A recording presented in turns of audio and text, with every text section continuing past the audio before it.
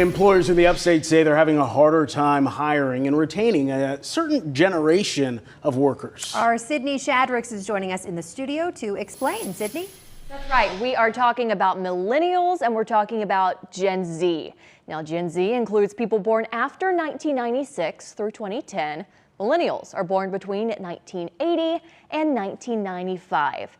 They make up about half of the U.S. workforce, and some research shows that they are switching jobs in as soon as 2 years. It's the number one concern of all my clients, recruiting and retention, finding the right people and then keeping them. Rebecca Turcotte-Kish of Propel HR says the job landscape is changing, and hiring and retaining workers right now is a challenge. The resumes have really changed. I would say even 5 years ago, you would see people who would stay for a long period of time, 4, 5, 6 years in a job.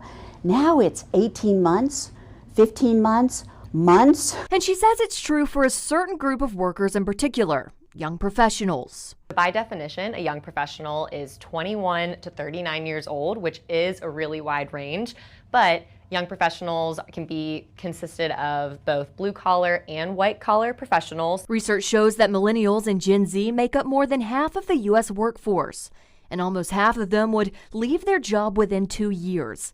The question is why?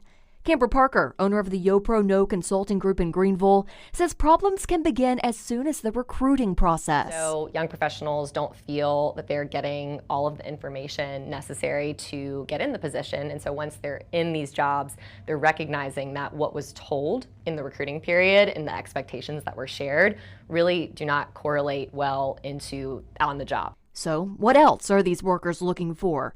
Parker says that's changed over the last few years, especially with the pandemic and the popularity of work from home. 90% of the young professionals that I have studied and worked with, they are not interested in going back 100% in office at all in their entire career.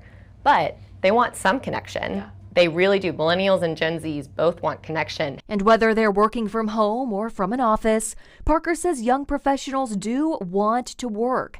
And she says the trends that she's been studying are nothing new. Obviously, millennials and Gen Z want to work hard, but the media doesn't really help when we hear the terms quiet quitting, which of course was coined this summer over TikTok.